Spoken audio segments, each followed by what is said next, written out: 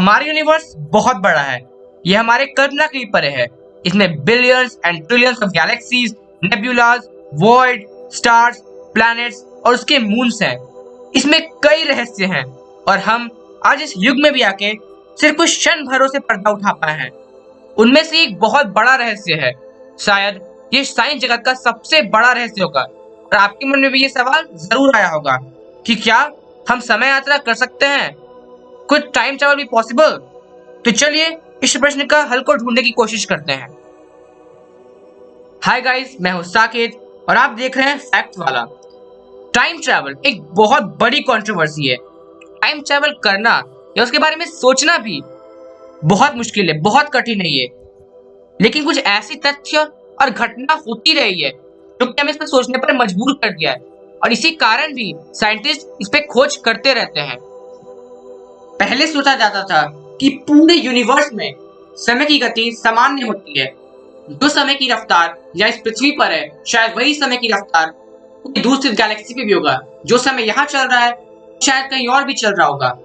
लेकिन महान scientist Albert Einstein की थ्योरी ऑफ रिलेटिविटी से पता चला कि नहीं, ऐसा नहीं होता है।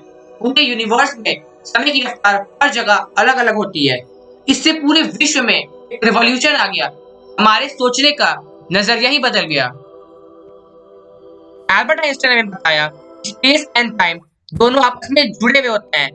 समय एक फोर्थ डायमेंशन है। इसकी गति धीमा या तेज किया जा सकता है। According to Einstein theory of relativity, time travel is possible. उनकी स्पेस टाइम इक्वेशन के अनुसार कोई भी वस्तु कितना ही तेज होगा, उसकी रफ्तार उतनी ही धीमी होती जाएगी। स्पीड इंक्रीज होने पर समय धीमा होता है। इसीलिए शायद लाइट के लिए समय होता ही नहीं है, उसके लिए समय शून्य के बराबर है। तो चलिए इसको मैं एक एग्जाम्पल के जरिए आपको समझाता हूँ। जब हम किसी ट्रेन में सफर कर रहे होते हैं तो आपके लिए समय की रफ्तार बाहर खड़े किसी व्यक्ति के रिस्पेक्ट में धीमा हो जाता है। यह ऐसा इसलिए होता है कि जब हम ट्रेन में रहते हैं तो कुछ गति को अटेन करते हैं।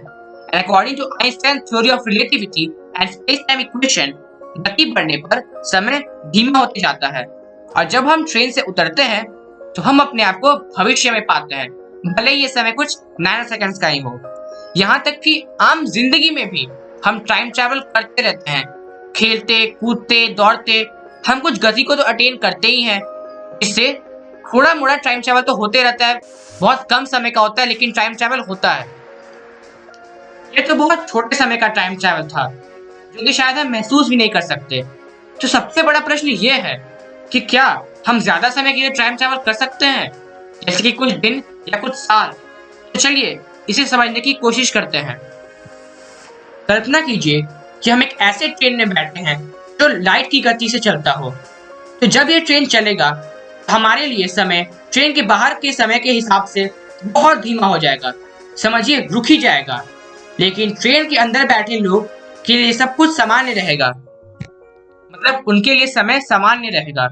जब हम ट्रेन में 10 दिन बाद सफर करके उतरेंगे तो पृथ्वी पे कुल 90 साल गुजर चुके होंगे।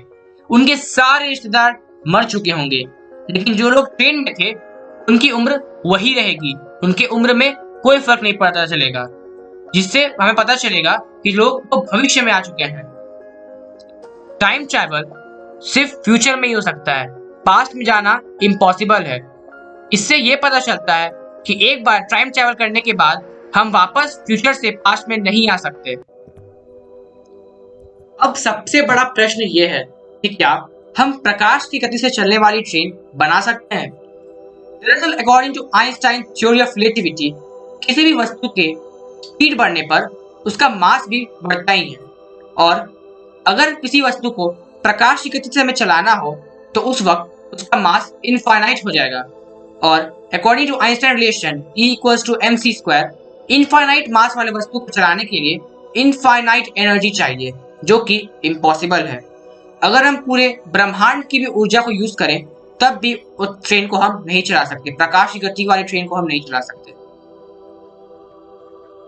तो अब सबसे बड़ा प्रश्न ये है कि क्या टाइम ट्रैवल रियल लाइफ में पॉसिबल नहीं है? दरअसल कुछ और ऐसी थ्योरीज है जो हमें बताती है कि टाइम ट्रैवल पॉसिबल है, बट शायद इस साइंटिफिक दौर में हम उतने एडवांस नहीं हुए हैं कि टाइम ट्रैवल पॉसिबल कर सकें, लेकिन जब हम शायद टाइप 1 या टाइप 2 सिविलाइजेशन बने और अपने पूरी गैलेक्सी की एनर्जी को यूज कर सकें, तो हम शायद 90 या 95% स्पीड ऑफ लाइट को अटेन कर सकते हैं। तब शायद हम टाइम ट्रैवल कुछ हद तक कर पाए। तो चलिए आज के लिए इतना ही। मैं आपसे अलविदा लेता हूँ।